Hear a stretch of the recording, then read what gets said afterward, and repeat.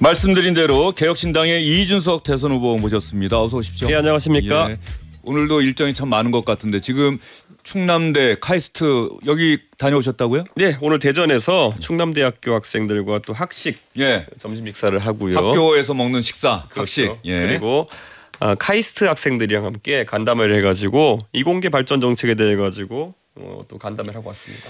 보통 운동선수들은 올림픽이나 아시안게임에서 메달을 따면은 연금도 받고 포상금도 받고 하는데 비슷한 취지의 공약을 내놓은 것 같은데요? 그렇죠. 우리가 체육연금이라 보통 이야기하는 메달 따면 받을 수 있는 경기력 향상연금이라는 게 있습니다. 그런데 그와 비슷하게 연구에서 일정한 성과, 아주 우수한 성과를 낸 연구자들 같은 경우에는 또 그런 연금 형태 아니면 또 포상금 형태 이런 걸 통해 가지고 연구 성과에 대해 개인적인 보상을 받을 수 있도록 하는 그런 제안인데요. 이공계 연구자들한테 반응이 굉장히 좋습니다. 예. 저희가 낸 다른 공약보다도 정말 꼭 필요했다라고 하시는 분들이 많고 저도 워낙 주변에 이공계 연구자인 친구들이 많다 보니까 야 이거는 내가 주변에 전파하겠다 이렇게 말씀을 주시더라고요. 예.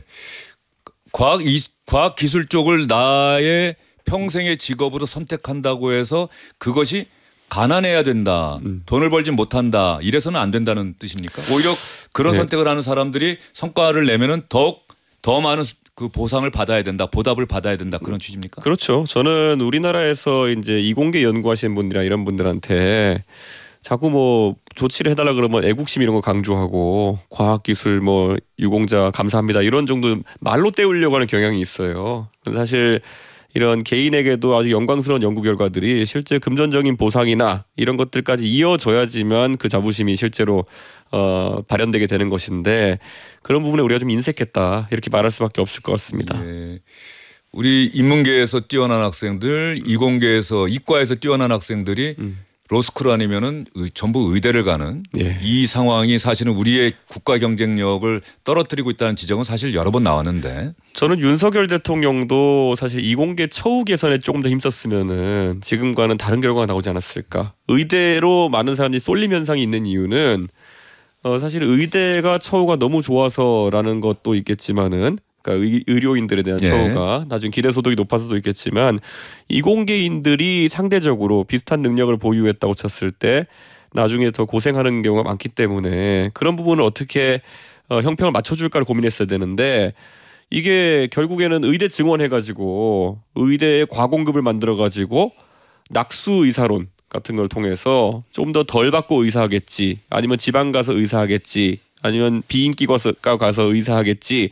그래서 이공계 인력의 처우를 좋게 하는 것이 아니라 의료 인력들의 처우를 나쁘게 해가지고 형평 맞추겠다고 했다는 것 자체가 윤석열 대통령이 이 영역을 잘 모르고 있구나 이렇게 볼 수 있을 것 같습니다. 이준석 후보가 보면은 공약을 무척 많이 시리즈로 내놓고 있는데 사실은 기사들이 나오긴 합니다만 아마 주목을 받지는 못했을 거예요. 민주당이나 국민의힘 내부 상황이 있어서. 야, 저는 지금까지 어떤 선거를 하더라도 동탄에서도 정책 공약으로 선거를 하려고 했고 사실 그런 부분들 유권자들이 많이 받아주셔서 이번에도 정책이나 비전을 가지고 좀 준비해 보려고 했는데 어쩌다 보니까 다들 국민들이 처음 보는 광경들이 양당에서 벌어져서 이게 항상 드라마도 정통 사극과 막장 드라마가 경쟁하면은 막장 드라마가 또 일시적인 관심을 끄는 것처럼 참 안타깝긴 합니다. 예. 초급 군 간부들인가요? 그 복무 기간을 뭐 2년으로 하자. 뭐 이런 공약을 내세웠다가 또 군 쪽에 있는 분들로부터 그게 군을 몰라서 그런다는 뭐 그런 비판을 받았다는 기사도 봤는데 정확하게 어떤 내용의 공약입니까? 저희가 군 지금 초급 장교들, 그러니까 단기 장교들 원래는 ROTC나 아니면 학사 장교 등으로 입대하는 장교들이 국방의 상당 부분을 담당하고 있는데 최근에 윤석열 정부 시기에 병사 월급을 200만 원까지 올리게 되면서 그분들과 일반 사병 간의 그 처우가 많이 이제 수렴하게 돼가지고 장교 지원율이 확 떨어졌습니다.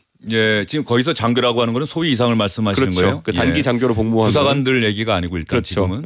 부사관도 지원율이 많이 떨어졌고요. 부사관은 사실 뭐 병장 월급하고 별 차이가 없어서. 그렇죠. 오히려 적은 경우도 있습니다. 그래서 이제 그런 경우를 저희가 해소하기 위해 가지고 그럼 장교들의 복무 함량도 좀 개선하고 복무 기간도 좀 단축하고 이렇게 하는 걸 냈는데 사실 특정 언론사를 언급해서 죄송하지만은 모 언론에서 민주당에서 활동하는 모 대학교 교수를 인용해가지고 제 공약을 비판하는 기사였습니다. 예. 그래서 이 기사는 지금 선관위에 신고가 들어가가지고 선관위에서 저는 조치가 있을 것으로 기대하고 있고요. 저는 지금 대선에 나와 있는 주요 후보 중에 저만 병역필입니다. 주요 후보 중에서는 김문수 후보나 아니면은 또 이재명 후보 같은 경우에는 각자의 개인적인 사정 때문에 뭐 병역을 하지 못하게 되셨는데 저는 산업기능요원으로 병역을 마쳤기 때문에 병역필인데 그 기사에 제가 병역 미필이라는 식으로 보도를 해가지고 그 부분도 지금 신고가 들어가가지고 전 사실 정치하면서 반론을 할 게 있으면 의견으로 반론하면 되는데 그런 허위사실로 인신공격하는 그런 문화는 좀 사라져야 된다 그런 생각하고 있습니다.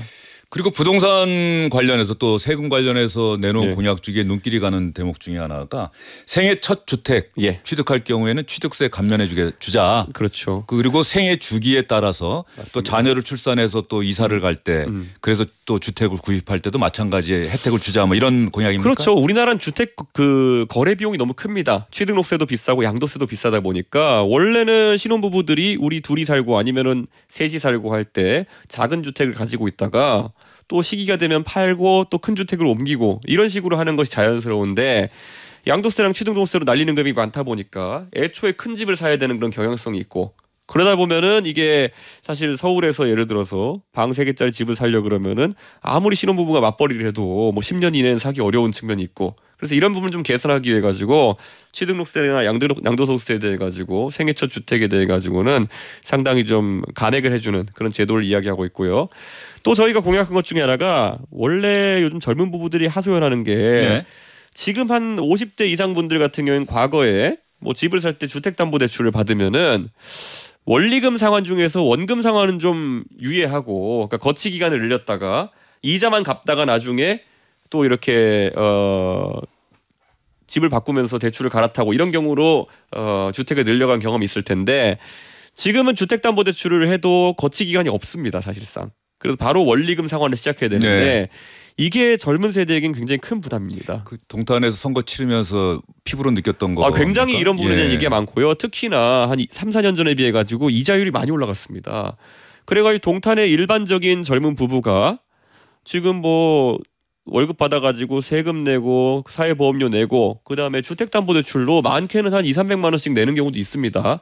그랬을 때는 쓸 돈이 가처분 소득이 없어가지고 아이 키우기 힘들어하고 이런 경우를 너무 많이 봤거든요. 그래서 제가 대통령 선거 나가면서 이 문제는 적어도 젊은 부부들에게 대해서는 첫 대출에 대해 가지고 한 3년 정도는 거치 기간을 줘야겠다 기본으로. 그리고 아이를 낳을 때마다 최근에 저출산 문제도 있다 보니까 아이를 낳을 때마다 2년 정도씩 원금 상환을 유예할 수 있는 거치 기간을 주면 어떠냐. 이거는 뭐 빚을 갚아주겠다는 것도 아니고 탕감해주겠다는 것도 아니고 재정에는 큰 영향 주지 않으면서도 그런 어떤 거치 기간 늘려가지고 가처분 소득을 늘려준 정책이기 때문에 저는 상당히 합리적인 정책이라고 생각합니다. 이준석 후보 얘기 듣다 보니까 부동산과 출산 문제가 우리 사회는 이렇게 상당히 긴밀하게 얽혀 있는데 이번 대선 후보 토론 때 그런 문제 놓고 좀 다른 후보들과 좀 진지한 토론을 해서 좀 대안을 좀 만들었으면 좋겠다는 생각이 듭니다. 제가 서울에서 정치할 때보다 확실히 동탄 경기도의 젊은 부부들이 이제 꿈을 키워가는 동탄에 살면서 많은 이야기를 하다 보니까 이런 신혼부부들이나 젊은 부부들의 애환이나 고충 같은 것을 정책적으로 많이 고민하게 되더라고요. 그래서 이번에 그런 부분 중점적으로 다루도록 하겠습니다. 그리고 우리 사회가 또 직면하고 있는 또 하나의 커다란 이슈가 있다고 한다면 정년 연장 문제를 어떻게 할 것인가. 이재명 민주당 후보 측에서는 아마 올해 정기국회에서는 입법이 돼야 되지 않겠느냐. 정년을 연장해야 되지 않겠느냐인데 이준석 후보는 정년 연장 문제에 대해서는 어떤 생각 갖고 있어요? 저는 정년 연장도 논의할 수 있지만은 임금 피크제를 지금보다 더 확실하게 시행해야 되는 문제가 있고요. 그러니까 그 말은 피크제에서 그 하향폭이 더 커져야 될 수도 있다라는 생각을 하고 그걸 감수하고서도 계속 일을 하겠다면 그리고 경우에 따라 가지고는 국민연금의 수급 연령도 조금 조정하는 형태로 사회적 타협이 이루어져야 되지 않을까. 더 늦추는 겁니까? 아니면 더 당기는 겁니까? 다만 1년이라도 더 늦추는 형태로 합의를 하고 그랬을 때 예를 들어 정년을 한 1, 2년 정도 또 연장하는 문제. 다만 그렇게 연장된 정년에 대해 가지고는 임금 피크제를 좀 더 가파르게 적용한다든지 이런 사회적 대타협을 이끌어내는 것이 결국 세대 간 갈등을 줄이는 길이다 이렇게 생각하고 있습니다. 국회에서의 입법으로 문제를 해결하려 하지 말고 사회적 대타협이 필요하다. 노사정 그런데, 뭐 가령 이런 노사정위원회처럼. 그렇죠. 그런데 지금까지는 그 국민연금 모수 조정 때도 그랬지만은 결국 젊은 세대가 국회 내에서 대표성이 떨어지다 보니까 기성세대의 입맛에 맞는 어떤 변화들이 일어났거든요. 그래서 이번에는 좀 다른 방식이 필요하지 않을까 생각합니다. 지금 학식을 하겠다고 하면서 아마 100군데에서 하겠다고 공약 내세우고 좀 돌아다니는 것 같은데 몇 군데나 했습니까? 지금까지 3군데 저희 학교를 갔다 왔고요. 3군데요. 예. 그런데 뭐 저희가 선거운동 기간이 시작되면은 굉장히 빠르게 또 이런 일정을 진행할 거고요. 100군데 다 가보진 못하겠지만 제가 대통령이 되어도 일정을 진행할 수 있도록 그렇게 하겠습니다. 얼마 전에 SNL인가요? 그 프로에 또 나오셨고 지금 방송이 이미 올라왔습니까? 예, 올라왔습니다. 예. 그러면서 일부 또 신문에서는 제가 좀 SNL 측도 비판을 하고 이준석 후보도 좀 비판하는 기사를 봤는데 가령 그때 일종의 그 두 가지 중에 하나를 선택하는 질문이 있었잖아요. 동덕여대 학생들과 학식을 먹을 것이냐, 명태균 씨와 명태탕을 먹을 것이냐. 명태균 씨하고는 이미 밥을 많이 먹어봤으니까 동덕여대 학생들과 먹겠다라고 했는데 이 질문 자체가 어떤 동덕여대 학생들 그 학내 투쟁을 했던 동덕여대 학생들을 조금 그렇게 희화화한 것 아니냐 뭐 이런 지적하는 기사가 있던데. 저는 그분들이 이제 사회 초년생으로서 대학생으로서 살아오고 계시지만은 본인들이 하는 행동에 대해 가지고는 항상 자유에는 책임이 따른다는 것을 알아갈 나이라고 저는 생각합니다. 그렇기 때문에 제가 말한 동덕여대의 어떤 비판적으로 말하는 부분이 일반적인 뭐 동덕여대 재학생이나 졸업생들을 통칭하는 건 아닐 테고요. 동덕여대에서 학교를 때려부수고 이제 락카칠했던 분들 이런 과격한 방식에 의존했던 분들에 대한 비판인데 그거 할 때 이 정도 비판은 감수했어야 되는 게 아닌가 싶고 저는 여기에 대해 가지고 뭐 SNL이라는 프로 자체가 원래 풍자나 이런 것들을 주로 삼는 거기 때문에 저한테 뭐 최근에 명태균 씨 갖고 얘기하는 분들 많은데 저한테 명태균 씨 관련해서 그런 얘기를 했다고 제가 불쾌할 일도 없고요. 저는 뭐 그냥 있는 그대로 명태균 씨랑 밥 많이 먹어봤는데 뭐 무슨 게 흥미 있겠습니까? 저는 그게 답한 것이고 동덕여대에 계신 분은 이준석이 그 질문에 답해가지고 동덕여대의 위신이 실추되는 게 아니라요. 학교를 때려부수고 락카치를 했기 때문에 위신이 떨어진 겁니다. 선후 관계를 명확히 해야 되는 것이고 다시는 자기 학교에다가 락카치라고 때려부수는 일을 하지 않았으면 하는 생각입니다. 그러면 이준석 후보를 볼 때 사람들이 갖는 약간 이중적인 인식이나 아니면 복잡한 부분이 바로 이런 부분인 것 같아요. 그러면 이준석 후보는 그 장애인 단체에서 지하철 출근 투쟁할 때 상당히 강하게 비판했고 동덕여대 학생들의 투쟁 방식에 대해서도 강하게 비판을 했는데 그러면 이준석이라고 하는 정치인은 대한민국에서 소수자 내지는 뭐 약자 또 어려운 상황에 있는 자들에 대해서는 어떤 같이 공감하고 때로는 연민하고 이 사람들을 위해서 뭔가 해줘야겠다는 생각보다는 그 투쟁 방식을 부각시켜서 그 사람들을 비판하고 때리는 데만 몰두하는 것 아니냐 이런 비판의 목소리가 끊임없이 나오고 있는 것 같아요. 저는 전장현에 대해서도 처음에 그런 저에 대한 비판이나 공격이 들어왔지만 지금 한 3년 정도 지난 다음부터 전장현이 하려는 주장이 뭔지 알고 나니까 오히려 일반적인 대중이 아니 그런 주장을 하기 위해 가지고 140만 4호선 이용객에 발을 묶겠다고 하는 것은 과도한 거 아니냐라는 입장이 커져가지고 지금의 전장현에 대한 비판 여론이 생겼다 이렇게 보거든요. 제가 먼저 그렇게 했다고 해서 처음부터 다 전장을 비판한 건 아니에요. 근데 제가 이런 것을 환기화시켰고 물론 장애인이라는 분들이 일반적인 사람들보다 조금 더 우리가 케어가 필요한 부분이 있긴 하겠지만은 그렇다고 해서 성역이 될 수는 없다. 이런 모든 그들의 행동에 대해 가지고 이건 명확하게 국민들께서 이제 인식을 하신 것 같습니다. 마찬가지로 동덕여대에 대해서 아까 얘기했던 것처럼 동덕여대생이 소수자일 이유는 전 없을 것 같습니다. 동성여대생들은 우리 사회 전반을 놓고 봐도 그럼 서울에 있는 좋은 대학을 다니고 있는 학생들이야 그러면은 상위 50% 안에 충분히 들어가는 분들입니다. 소수자의 범위를 거기까지 확장할 필요는 없다. 충분히 앞으로 대한민국 사회에서 고학력자로서 충분한 행동을 해야 되는 사람들이고 그럼 자신들의 행동에 자유와 책임이 따른다는 것을 알아야 되는 존재들인데 거기서 갑자기 약자적 위치를 강조하게 되면은 저는 무슨 생각인가 싶거든요. 그분들이 주장하는 것이 남녀공학인 학교를 그러니까 여대인 학교를 남녀공학으로 전환하는 과정이 그거에 대해 반대한다 이런 건데요. 충분히 할 수 있는 주장이라 생각하는데요. 그걸 왜 논리와 토론회장에서 하는 것이 아니라 학교를 때려부수고 락카치라는 방식으로 하느냐는 저는 의문이기 때문에 거기에 대해서 의문을 제기하는 것뿐이고요. 저는 아무래도 여기에 대한 여론도 일반적인 대중도 이제는 상황이 어떤지 알아가는 것 같습니다. 이준석이라고 하는 개혁신당의 대선 후보는 소수자 약자들의 주장에는 공감하고 귀를 기울인다. 다만 그 주장을 하기 위한 투쟁 방식이 대한민국 사회가 용납할 수 없는 납득할 수 없는 과격한 방식으로 나온다고 한다면 그 방식에 대해서는 동의할 수 없다. 뭐 이렇게 정리하면 되겠습니까? 그렇죠. 그리고 예. 아까 말했듯이 뭐 장애인은 뭐 그 자체로서 약자적 위치가 있을지 모르겠지만은 동덕여대라는 좋은 대학교에 다니고 있는 학생들이 어떤 부분에서 약자적 위치인지는 아직까지 파악이 안 됩니다. 예, 그래서 저는 뭐 그런 부분은 합리적으로 우리 대응할 필요가 있다 생각합니다. 예, 알겠습니다. 이제 정치 현안 좀 얘기를 좀 해야 될 것 같아요. 네. 김상욱 의원인가요? 국민의힘 네. 지난번에 울면서 투표장에 들어왔을 때 네. 탄핵 정국에서 뭐 이준석 대표가 가서 또 전 대표가 가서 또 등을 쫄기는 모습도 있었는데 내일 뭐 거치에 관한 입장 표명이 있다고 하는데 이준석 후보와 같이 하는 겁니까? 아니면 뭐 세간에 나오는 것처럼 민주당으로 가는 겁니까? 얘기 들으신 게 있어요? 제가 김상욱 의원이 워낙 친하기 때문에 이런 얘기를 많이 했는데요. 저는 김상욱 의원한테 마지막으로 했던 말이 형님 앞으로 정치를 좀 편하게 하고 만약에 지역구 국회의원을 한 번 더 하고 이런 다선 의원으로 가는 길을 선택하시려면은 민주당 가셔도 나쁘지 않을 것 같습니다. 그런데 지역구가 울산이죠? 예, 만약에 빡세게 한번 정치해보고 싶고 진짜 여기서 대한민국 정치의 변화를 한번 꿈꾸는 불확실하지만 하여튼 제가 봤을 때는 의미 있는 길이 하시려면은 개혁신당 오시는 건 나쁘지 않습니다. 근데 제가 뭐 형님한테 어려운 길을 부탁할 것도 아니고 강요할 것도 아니고 형님이 고민해 보십시오. 그런데 김상욱 의원님이 고민을 많이 하시더라고요. 그런데 아마 지금은 최종적인 결정을 하기보다는 우선 탈당 정도의 판단만 하지 않을까 그런 생각입니다. 예. 한덕수 후보가 출마한다고 얘기 나왔을 때 이준석 후보가 기자들이 물어보고 언론 인터뷰에서 그런 얘기 하지 않았습니까? 투표용지에 이름이 인쇄되지 않을 것 같다는 얘기를 한 적이 있습니까? 예, 그런 얘기를 했는데요. 예, 오늘 김문수 후보와 잠시 뒤에 만나는데 한덕수 후보가 나는 투표용지 인쇄 때까지 안 기다리겠다. 단일화 안 하면 후보 등록 안 하겠다고 얘기를 했어요. 어떻게 들으셨어요? 저는 사실상 기싸움에서 김문수 후보가 좀 유리해진 것이 아닌가 그런 생각을 하게 되고요. 왜요? 한덕수 후보가 벌써 본인의 한계점을 이제 노출한 거잖아요. 나는 만약에 11일이 지나면은 내가 후보 등록 안 하겠다라는 얘기를 한 거잖아요. 예전에 제가 태용호 의원님이랑 미국 출장을 갔다가 어떻게 태용호 의원님이랑 비행기 옆자리에 앉아가지고 장기간 얘기해볼 시간이 있었는데 이 말을 하더라고요. 대표님 왜 남한 외교관들이 북한 외교관을 못 이긴 줄 아십니까? 이러더라고요. 남한은 선거가 있고 시간이 있잖아요. 이렇게 얘기하더라고요.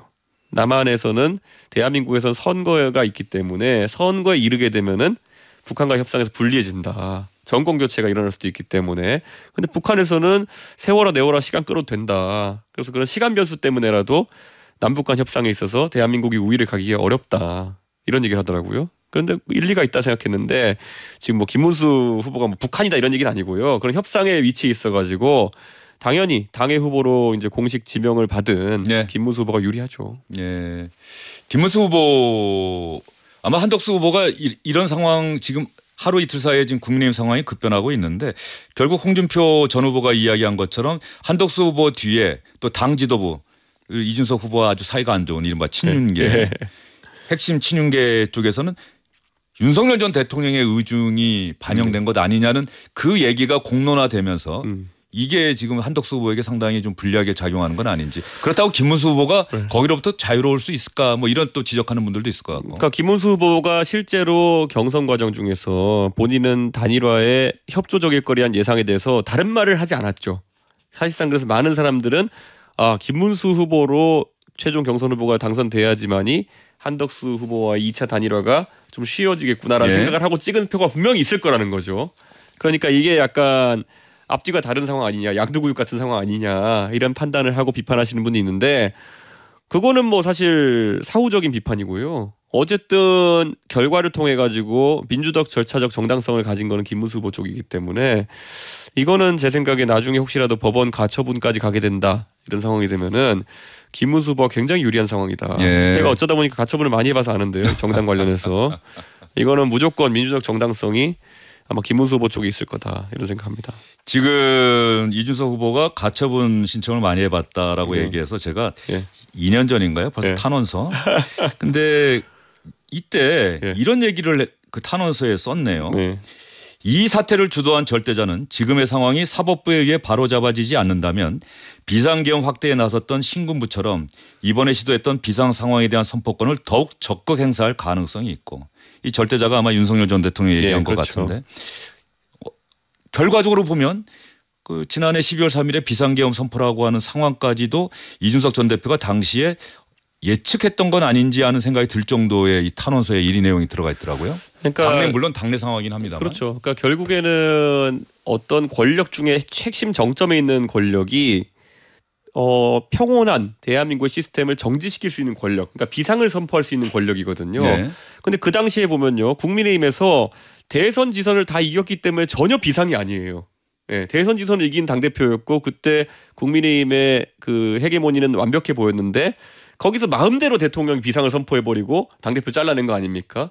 그거에 맛을 들인 거죠. 아, 내가 이런 비상 선포해가지고 내 마음대로 할 수 있구나. 네. 그 맛을 잘못 들여가지고 그 다음에 뭐 안철수 후보 주저앉히고 김기현 대표 주저앉히고 한동훈 대표 주저앉히고 이런 걸 자꾸 하다 보니까 이제는 국민 상대로 담대하게 군과 경찰을 동원해가지고 나라의 기능을 정지시킬 수 있구나라는 망상을 하게 된 것인데 저는 윤석열 대통령의 그 비상 선포에 대한 그런 초기 단계에서 제가 경고했던 것이 그 가처분했던 제 탄원서다. 네.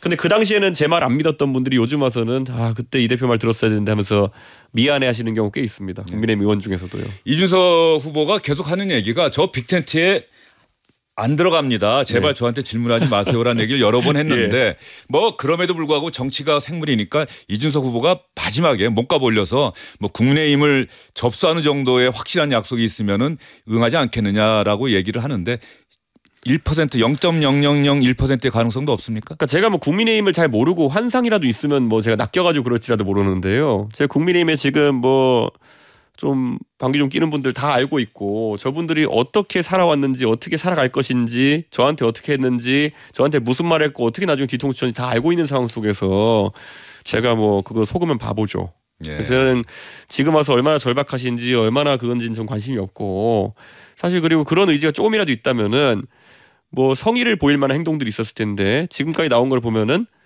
사과할 용의가 있다. 사과할 것을 검토한다. 뭐 이 정도의 느낌이거든요. 그래가지고 사실 사과해도 저는 그렇게 관심이 없을 텐데 뭐 그런 걸 보면은 아직까지도 정신 못 차렸구나 이런 생각입니다. 한동훈 전 대표가 이준석 전 대표가 했던 것처럼 당원 가입이 이번에 경선에서 패배한 이후로 계속해서 그 부분 강조하더라고요. 뭐 한동훈 대선 이후를 대비하는 것 같다. 한동훈 전 대표는 당권을 이제 쟁취하기 위해서 그런 선택을 하는 거죠. 당원을 그거 아니면 왜 모으겠습니까? 그렇죠. 어디 뭐 서울시장이라도 나가려고 하는 게 아니면은 그러다 보니까 한동훈 전 대표가 이런 자세를 가지면은 지금 대권이 그래도 어려운 상황인데 혼자 당권에 관심가 있냐 이런 비판을 좀 받을 수가 있거든요. 지금 모으는 한 달 뒤에 모으나 큰 차이 없는데 왜 굳이 지금 모았을까? 좀 조급하지 않나 하는 생각하긴 하는데요. 어쨌든 개인의 선택이니까 그 정도로 하겠습니다. 서울고등법원의 이재명 후보 첫 공판 연기 이 결정을 어떻게 평가하십니까? 사법부가 결국 민주당이 저렇게 강압적으로 계속 이야기를 할 때 이런 판단을 내려서 오히려 굴복하는 모양새를 보여준 것이기 때문에 저는 사법부에 실망한 분들이 많을 것이다 이런 생각을 합니다. 이게 만약에 민주당이 저런 압박하는 모양새가 없었으면은 오히려 지금 이런 판단이 나왔으면 법관의 그냥 개인적인 선택이라 볼 수 있을 텐데 지금은 오비라고 해야 될까요? 민주당이 떠미는 상황 속에서 이런 판단이 나오니까 사법부도 민주당에 굴복한 거 아니냐 이런 의구심은 좀 들게 합니다. 이준석 후보 마지막으로 10초 드릴게요. 청취자분들께 대선 후보 이준석 무엇을 얘기하고 싶습니까? 정말 정치 똑바르게 하려고 노력했고요. 대한민국이 과학기술 패권 경쟁에서 중국과 경쟁하고 글로벌 외교에서 트럼프와의 통상 분쟁에서 이기려면은 이제는 이공계를 좀 알고 글로벌 마인드가 있는 사람이 정치해야 된다 이렇게 생각하고요. 제가 감히 한번 나서서 국민 여러분께 봉사했으면 좋겠습니다. 네, 개혁신당의 이준석 후보였습니다. 수고 많으셨어요. 네, 감사합니다. 주영진의 뉴스 직격 여기까지입니다.